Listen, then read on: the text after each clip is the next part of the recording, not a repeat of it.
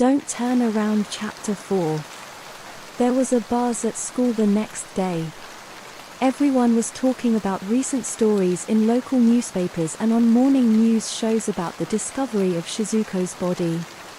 Police had given very little information, so students were curious to know if the death was a suicide, an accident, or possibly murder.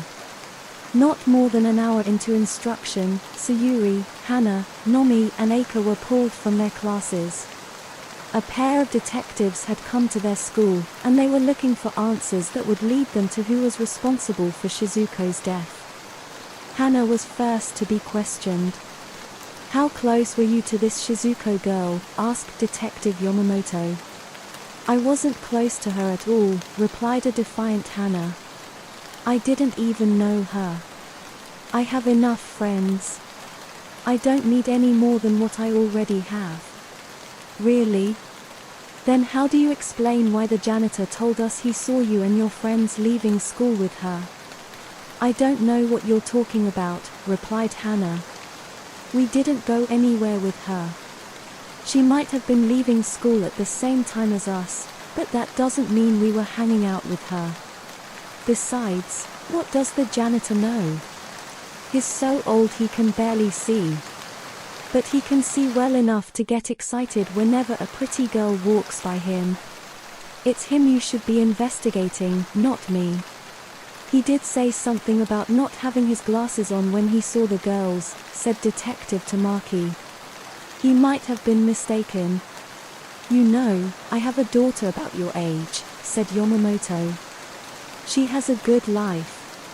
She's pretty, has lots of friends and gets good grades in school. No one has a bad thing to say about her. I don't know what I would do if I found out someone was bullying her." He then leaned in toward Hana. "Could you imagine what I would do?" The smell of cigarettes hit Hana's nose like a slap in the face. "From what I've been told, this Shizuko girl wasn't very popular. That probably would have made her an easy target for bullies." "This is harassment," exclaimed Hana. "You can't blame this on me. I didn't do anything. If you keep up with this line of questioning, I'll tell my dad to hire a lawyer. He'll sue you and the city for everything you're worth." "This one has a lot of fire," said Yamamoto. "Please understand where we're coming from," said Tamaki. "We have to cover all our bases to make sure we don't miss anything. We're not saying you or your friends had anything to do with this. We just want to know if you know anything." "None of us knows anything," said Hana. "When you ask the others, they'll tell you the same. So you shouldn't even bother wasting your breath.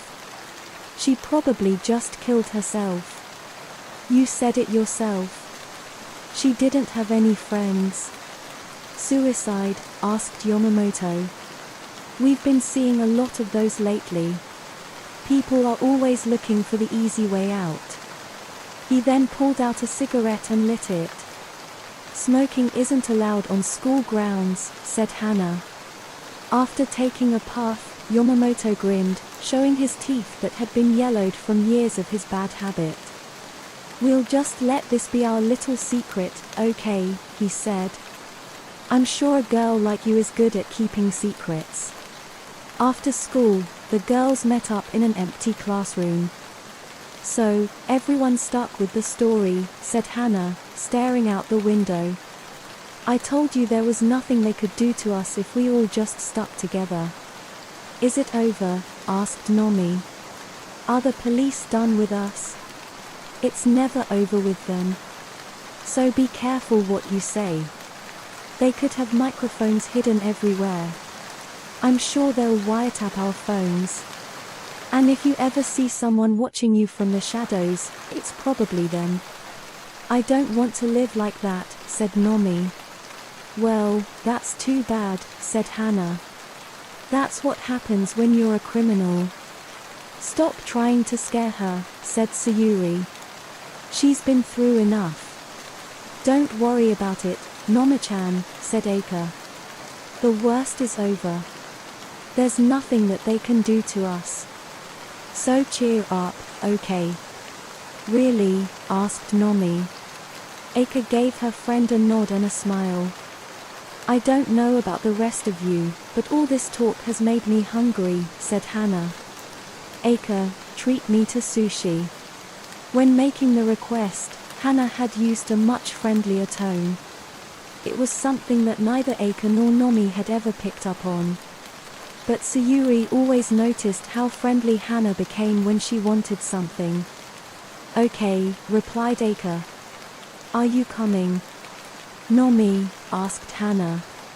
Though she had posed the question to Nomi, Hannah had been looking at Sayuri when she asked it. Yeah, I'm coming, replied Nomi, a faint smile upon her face. Can you wait for me out front? I have something I need to do first. Okay, but don't be too long, said Aika. When Hannah and Aika were out of the room, Nomi asked a very startling question. Sayuri-chan, do you believe after a person dies, they might be able to come back? Sayuri was taken aback by what had just been asked. Why? She asked. Did you see something? When Nomi failed to make eye contact, Sayuri knew something was wrong. What did you see? Did you see her? Did you see Shizuko? Tell me if you did. Nomi's cell phone rang. Yes, she answered. Hey, Nomi, if you're not coming, then we're going without you, said Hannah.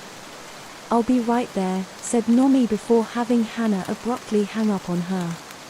I have to go now, Sayuri-chan. Wait, what were you going to tell me? There was a very poor excuse for a smile upon Nomi's face. Thank you for listening. Stay tuned for the chapter 5.